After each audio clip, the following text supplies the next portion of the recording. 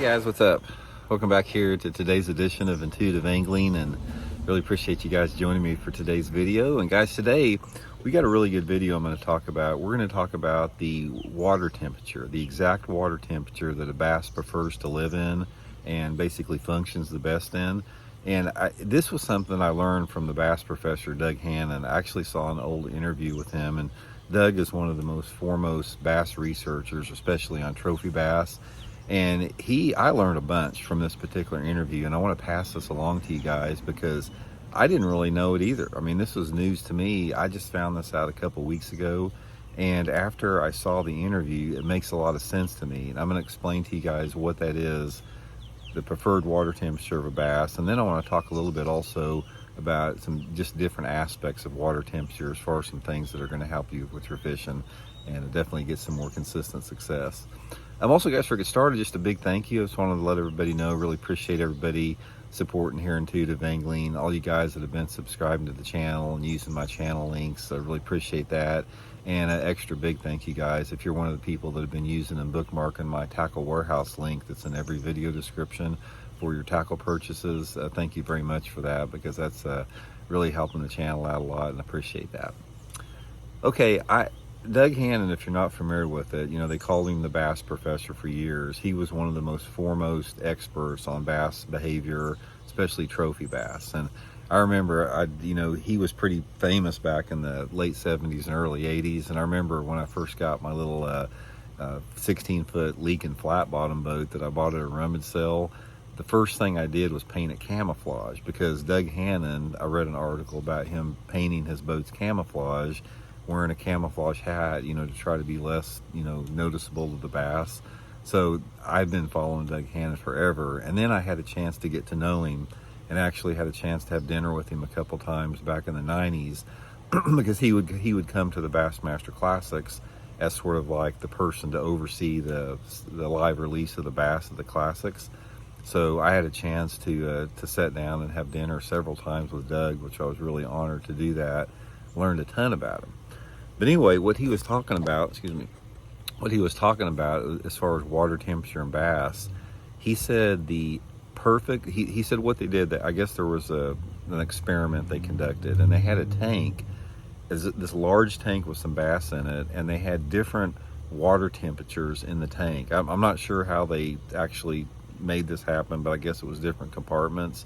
They had like water temperatures in the 50s, 60s, 70s, 80s, whatever. And they said that the bass could move freely and get to the preferred water temperature that they wanted to be in. And he said the preferred water temperature that all the bass gravitated to was 82 degrees. And I really found that to be surprising, because I was thinking it was going to be like in the upper 50s or around 60s. But he said they all went to that 82 degree water. And the reason was, he was talking about when the water temperature is in the low 80s like that, which is normally associated with like early to midsummer, the entire food chain in a lake or river is on fire. It's like, the algae's blooming, the vegetation's growing. It's like you have a lot of, minnows and perch up shallow. You got frogs up shallow. You got snakes up shallow. You got birds. It's like the entire food chain is more active when that water temperature is 82 degrees than any other time of the year. And therefore the bass, respond to that. They know that intuitively and instinctually. I mean, this is something that, as an evolutionary process the bass have went through for millions of years, they figured this out. They figured it out that the premium area as far as for best feeding opportunities is going to be when that water temperature is in the low 80s. So that is, I don't know if that can really help you catch fish that much, but that's just an interesting aspect of bass movement behavior.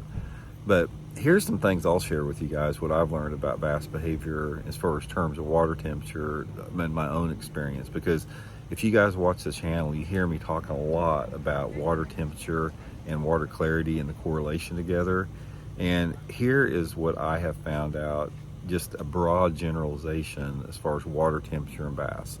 When the water I'll go through all the different ranges. When the water temperature is in the 40s, one of the things that I have found more than anything else is the bass are more active than what most people think when the water temperature is in the 40s. A lot of people think that bass get dormant and they shut down because they're cold-blooded creatures. I haven't found that to be true, guys. I have found that bass will chase reaction lures. They'll hit a fast-moving jerkbait. They'll hit a crankbait. They, are a little bit more active than what you think.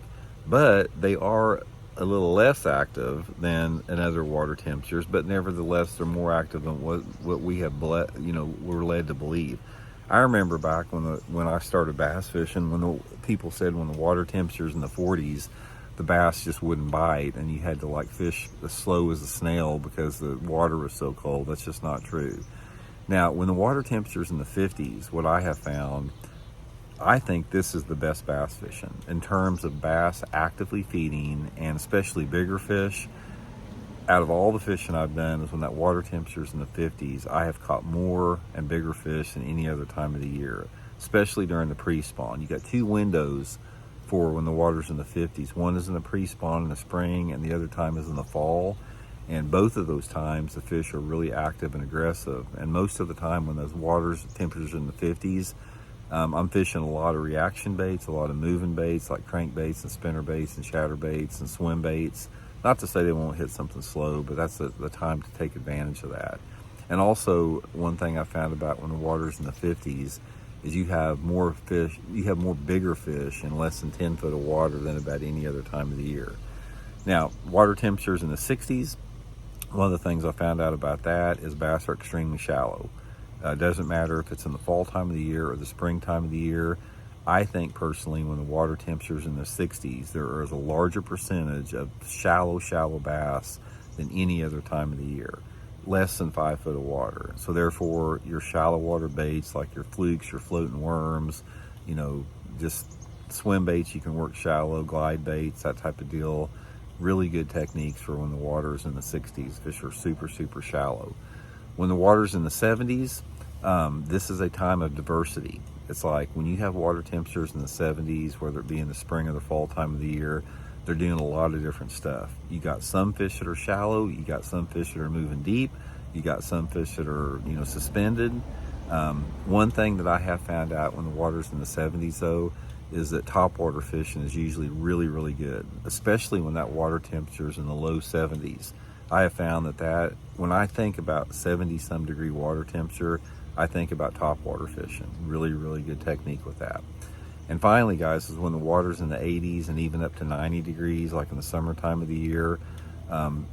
Again, my own experience with this is fish get really shallow. They get shallower than what most people think for a certain population of the fish. Now, there are some fish that are out deeper, and when the water's in the 80s, you have some thermocline issues, so the fish can be 25 foot or less on the bottom where they can be suspended. But what I was talking about, and the same thing Doug Hannon was mentioning, is when that water temperature is in the low 80s to like 90 degrees, that's when I catch a lot of fish like on a swim jig really shallow, a topwater shallow one in crankbait, like on rocky banks and lay down trees, flipping and pitching shallow.